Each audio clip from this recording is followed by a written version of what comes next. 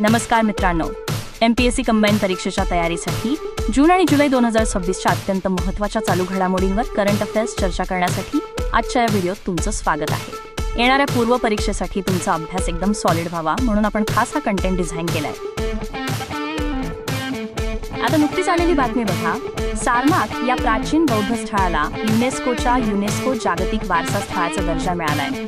दक्षिण कोरियातल्या बुसानमध्ये झालेल्या 48व्या सत्रात ही घोषणा झाली आणि तुम्हाला माहिती आहे, यामुळे भारतातील अशा स्थळांची संख्या आता थेट 45 वर गेली आहे। सारनाथचा इतिहास बघायचा झाला तर हे तेच महत्त्वाचं ठिकाण आहे जिथे भगवान बुद्धांनी धम्मेक स्तूपाजवळ त्यांचं पहिलं प्रवचन दिलं होतं।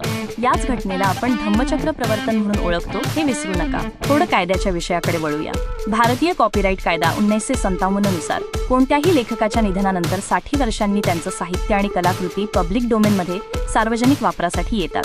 म्हणूनच ज्या लेखकांचं 1967 मध्ये निधन झालं, त्यांच्या कलाकृती आणि त्या वर्षीचे 387 चित्रपट 1 जानेवारी 2026 पासून सर्वांसाठी खुले झाले। स्पर्धा परीक्षांच्या दृष्टीने हे फक्त लक्षात ठेवा की भारतात सिनेमॅटोग्राफ फिल्म्स आणि साऊंड रेकॉर्डिंग्सला त्यांच्या प्रकाशनाच्या तारखेपासून 60 वर्षांपर्यंत कॉपीराईटचं संरक्षण मिळतं। हा प्रश्न येऊ शकतो बरं का। भूगोल आणि पर्यावरणाचा विचार केला तर 2026च्या जूनच्या तिसऱ्या आठवड्यात मान्सून महाराष्ट्रात दाखल झाला।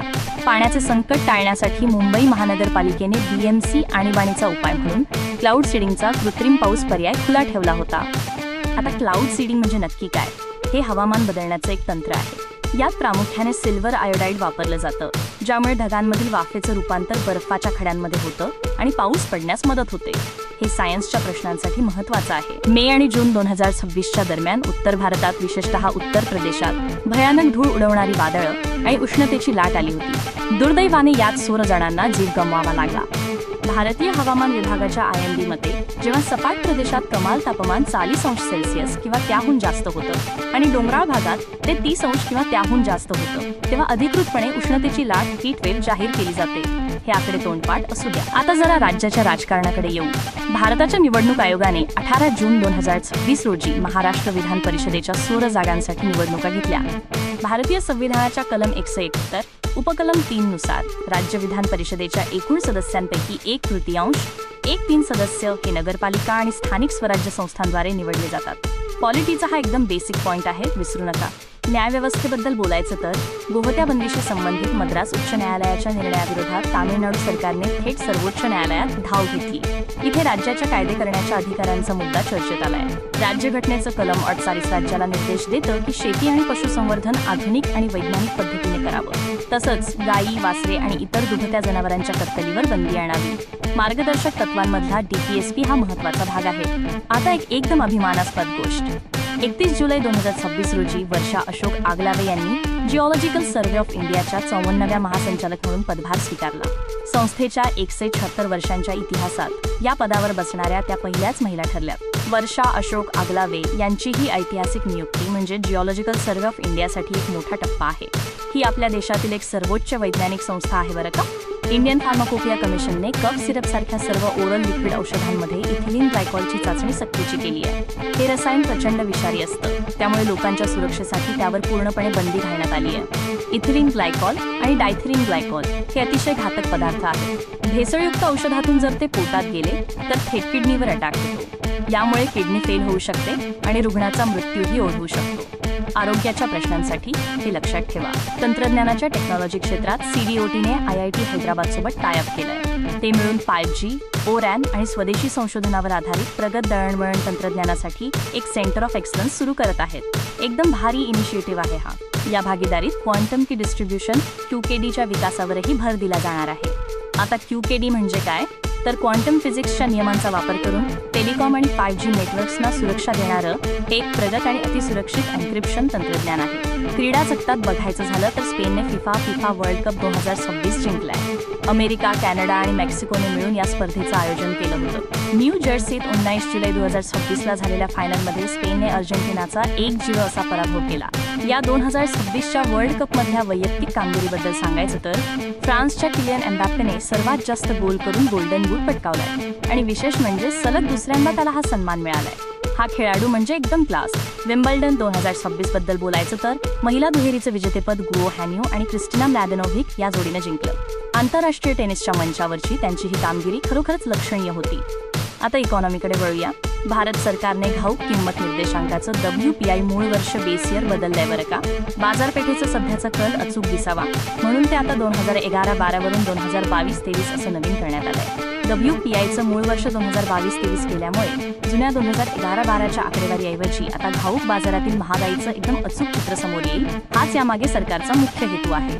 ग्राहक किंमत निर्देशांक CPI द्वारे मोजली जाणारी किरकोळ महागाई अलीकडच्या आकडेवारीनुसार 18 महिन्यांच्या उच्चांकावर पोहोचली. रिझर्व्ह बँक RBI महागाई आटोक्यात आणण्यासाठी जे प्रयत्न करतेय त्यातले हे आर्थिक बदल स्पष्टपणे दिसत आहेत. मित्रांनो, RBIला किरकोळ महागाईचा दर 2% ते 6%च्या मर्यादेत आणि आदर्शपणे 4% वर ठेवणं बंधनकारक असतं. पण सध्याचे आकडे बघता या मर्यादेत राहणं किती आव्हानात्मक झालंय हे आपल्या लक्षात येतं. प्रशासकीय घडामोडींमध्ये सरकारने केंद्रीय कर्मचाऱ्यांच्या महागाई भत्त्यात DA वाढ जाहीर केली. वाढता महागाईचा खर्च भरून काढण्यासाठी हा DA आता 63% पर्यंत वाढवण्यात आलाय. नोकरदारांसाठी ही एकदम खुश खबर. हा महागाई भत्ता कसा ठरतो माहितीये? लेबर ब्युरो दर महिन्याला औद्योगिक कामगारांसाठी अखिल भारतीय ग्राहक किंमत निर्देशांक CPIIW प्रसिद्ध करतं. त्याच्या 12 महिन्यांच्या सरासरीवर हा DA काढला जातो. हे लॉजिक लक्षात ठेवा. पुढे बघा. जुन्या ग्रामीण रोजगार योजनांच्या जागी आता BBG-RAMG ऍक्ट हा नवीन रोजगार उपक्रम लागू करण्यात आलाय. देशभरातील ग्रामीण मजुरांना आधार देण्यासाठी या कायद्यात काही नव्या आणि सुधारित तरतुदी आहेत. हा नवीन कायदा 1 जुलै 2026 पासून लागू झालाय. यानुसार ग्रामीण कुटुंबांना मिळणाऱ्या रोजगाराचे हमीचे दिवस 6 वरून थेट 1 ते 25 दिवसांपर्यंत वाढवण्यात आले, ज्यामुळे ग्रामीण कामगारांना मोठा आधार मिळेल. आता योजनांबद्दल बोलू. केरळ सरकारने दाक्षायणी ही एक नवी योजना सुरू केली. MPSCच्या परीक्षेत ज्या नवीन सरकारी योजना विचारल्या जातात त्यासाठी ही अत्यंत महत्त्वाची आहे बरं का. 4 जुलै 2026 पासून लागू झालेली ही दाक्षायणी योजना खास करून अनुसूचित जाती आणि अनुसूचित जमाती समुदायातील महिलांमध्ये उद्योजकता आणि आर्थिक सक्षमीकरण वाढवण्यासाठी तयार करण्यात आली आहे. सरकारने REPM नावाची आणखी एक योजना आणली आहे. ही योजना रेअर अर्थ एलिमेंट्स दुर्मिळ खनिजेच्या उत्पादनावर लक्ष केंद्रित करते, जे आजकालच्या इलेक्ट्रिक वाहने EVs आणि पवन ऊर्जेच्या तंत्रज्ञानासाठी अत्यंत महत्त्वाचे आहे. या REPM योजनेअंतर्गत सरकार हाय परफॉर्मन्स पर्मनंट मॅग्नेट्स बनवण्यासाठी मदत करतं. हे मॅग्नेट्स प्रामुख्याने निओडीमियम आणि प्रासिओडीमियम सारख्या दुर्मिळ खनिजांपासून बनवले जातात. सायन्स आणि टेकमध्ये हा प्रश्न हमखास विचारला जाऊ शकतो. माहिती आणि प्रसारण मंत्रालयाने महाराष्ट्र सरकारच्या भागीदारीत 17 जुलै 2026 रोजी मुंबईत देव्स 2027 शिखर परिषदेसाठी एक नियोजन सत्र आयोजित केलं होतं. देव्स म्हणजे world audio visual and entertainment summit. भारताच्या सांस्कृतिक आणि सर्जनशील क्रिएटिव्ह उद्योगांना जगासमोर आणण्याचं हे एक उत्तम व्यासपीठ आहे. या परिषदेची दुसरी आवृत्ती 2027 मध्ये आपल्याच मुंबईत होणार आहे, हे विसरू नका. भारताच्या समृद्ध सांस्कृतिक वारशाबद्दल बोलायचं तर भवाइया ही लोकसंगीताची परंपरा आणि पोडगू खादीची हस्तकला या 2 अत्यंत महत्त्वाच्या प्रादेशिक कला आहेत. यातली भवाइया ही उत्तर बंगाल आणि आसाममधून आलेली पारंपरिक लोकसंगीत आणि नृत्याची शैली आहे. तिथल्या स्थानिक समुदायांच्या जीवनाशी आणि अनुभवांशी ती खूप खोलवर जोडलेली आहे. आर्ट अँड कल्चरसाठी हे नोट डाऊन करून ठेवा. 5 जून 2026 रोजी भारताने एक मोठा टप्पा पार केला. आपल्या 7व्या रामसर स्थळाची घोषणा झाली. उत्तर प्रदेशातील बलिया जिल्ह्यात असलेल्या सुरहा तालला त्याच्या पर्यावरणीय महत्त्वामुळे हा मानाचा दर्जा मिळालाय. पर्यावरणाच्या प्रश्नात हे 100% विचारणार. सुरहा ताल हे उत्तर प्रदेशातील बलिया जिल्ह्यातलं एक सरोवर आहे. म्हणजे रामसर स्थळांची भारतात सेंचुरी पूर्ण झाली आहे. हा पॉइंट वहीत नोट डाऊन करूनच ठेवा. परीक्षेत हमखास मार्क देऊन जाईल. आता आपण बघणार आहोत अर्बन रिव्हर मॅनेजमेंट प्लॅन म्हणजेच URMP बद्दल.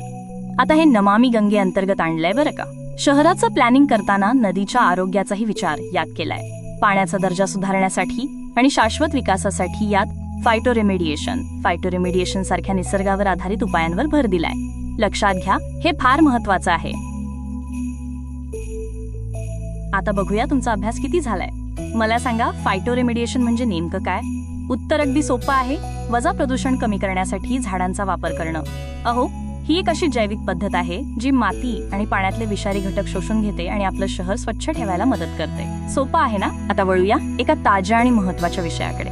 माझी लाडकी बहीण योजनेवर CAG म्हणजे भारताचे नियंत्रक आणि महालेखा परीक्षक यांचा रिपोर्ट आलाय.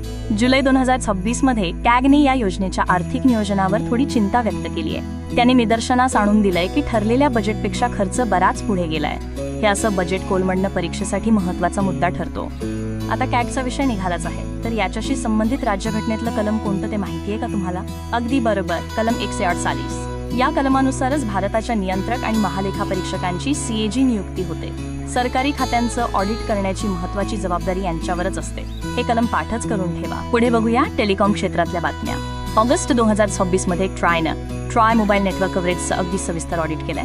बरं, यात त्यांनी विशेषतः काही रेल्वे मार्ग आणि हरिद्वार, ऋषिकेश सारख्या शहरांवर जास्त लक्ष केंद्रित केलं होतं. चला परत एकदा तुमची टेस्ट. या ट्राय स्थापना कधी झाली सांगा बघू. उत्तर आहे 1997. ट्राय कायद्याअंतर्गत मोबाईल आणि टेलिकॉम कंपन्यांवर नियंत्रण ठेवण्यासाठी याची स्थापना झाली होती. हे साल लक्षात ठेवायलाच हवं. आता आरोग्याच्या बातम्या. मध्य 2026च्या सुमारास पश्चिम बंगालच्या बारासत भागात निपाह व्हायरसचा उद्रेक झाल्याची बातमी आली. आता हा एक झुनोटिक आजार आहे, म्हणजे प्राण्यांकडून माणसांत पसरणारा. हा खूप जीवघेणा ठरू शकतो. त्यामुळे सार्वजनिक आरोग्याच्या दृष्टीने हा अत्यंत चिंतेचा विषय आहे. मग आता हा निपाह माणसांमध्ये पसरतो कसा? जसं रिपोर्टमध्ये सांगितलंय, हा एक झुनोटिक व्हायरस आहे, जो प्रामुख्याने फळं खाणाऱ्या वटवाघुळांपासून फ्रूट इटिंग बॅट्स आपल्यापर्यंत पोहोचतो. विज्ञानाच्या प्रश्नांसाठी हा मुद्दा नक्की नोट डाऊन करा. आपल्या वाढत्या वृद्ध लोकसंख्येला आधार देण्यासाठी सामाजिक न्याय आणि सक्षमीकरण मंत्रालयाने शतायू नावाचं पोर्टल सुरू केलंय. हा एक असा डिजिटल प्लॅटफॉर्म आहे जो वयस्कर नागरिकांना प्रशिक्षित केअरगिव्हर्सशी, जे त्यांची काळजी घेऊ शकतील अशा लोकांशी जोडण्याचं काम करतो. छान उपक्रम आहे ना?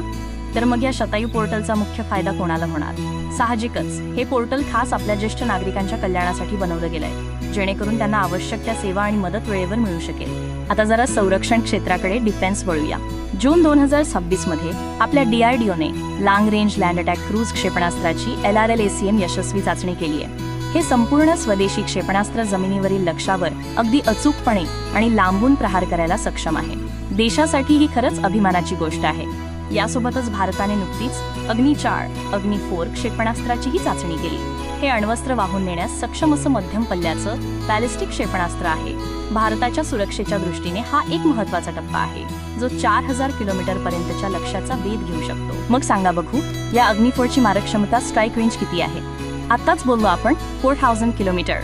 भारताच्या न्यूक्लिअर ट्रायडसाठी न्यूक्लिअर ट्रायड हे अत्यंत महत्त्वाचं हत्यार आहे. आकडा डोक्यात फिट बसवा. आणि हो, भारतीय नौदलाने नुकतीच INS निपुण ही अत्याधुनिक डीप सी डायव्हिंग बोट ताफ्यात सामील केली आहे. या जहाजात सॅच्युरेशन डायव्हिंग तंत्रज्ञान आहे, ज्यामुळे आपले नौसैनिक समुद्राच्या तळाशी अधिक काळ आणि प्रभावीपणे काम करू शकतील. यावर प्रश्न येऊ शकतो की INS निपुणचं मुख्य काम काय? तर लक्षात ठेवा, भारतीय नौदलासाठी खोल समुद्रात डायव्हिंग करणे आणि तिथले गुंतागुंतीचे बचाव कार्य पार पाडणे, यासाठीच याला खास डिझाईन केलंय. चला आता एक सराव प्रश्न घेऊया. POCSO कायद्यावर. लहान मुलांचं लैंगिक अत्याचारांपासून संरक्षण करण्यासाठी 2012 मध्ये हा कायदा लागू करण्यात आला. भारतातील कायदेशीर व्यवस्थेत हा कायदा म्हणजे एक अतिशय महत्त्वाची तरतूद आहे, बरं का? पुढे बघूया. CBIची स्थापना. सरकारी कामकाजातला भ्रष्टाचार मोडून काढण्यासाठी संथानम समितीच्या शिफारशीनुसार 1964 मध्ये CBIची स्थापना झाली. ही समिती आणि हे साल, दोन्ही गोष्टी परीक्षेला हमखास विचारल्या जातात. आता एका राज्याच्या बातमीवर नजर टाकू. केरळ पोलिसांनी जून 2026 मध्ये ऑपरेशन तुफान सुरू केलंय. तिथल्या वाढत्या ड्रग्ज आणि अंमली पदार्थांच्या तस्करीला, ड्रग ट्रॅफिकिंग आळा घालण्यासाठीच हे खास मिशन राबवलं जातंय. तर मंडळी, आजच्या या स्टडी सेशनमध्ये एवढंच. व्हिडिओ शेवटपर्यंत पाहिल्याबद्दल धन्यवाद. जर तुम्हाला हा व्हिडिओ तुमच्या MPSCच्या तयारीसाठी फायदेशीर वाटला असेल तर न विसरता लाईक करा, सबस्क्राईब करा आणि आपल्या मित्रमंडळींसोबत नक्की शेअर करा. तुमच्या अभ्यासासाठी आणि पुढच्या वाटचालीसाठी खूप खूप शुभेच्छा.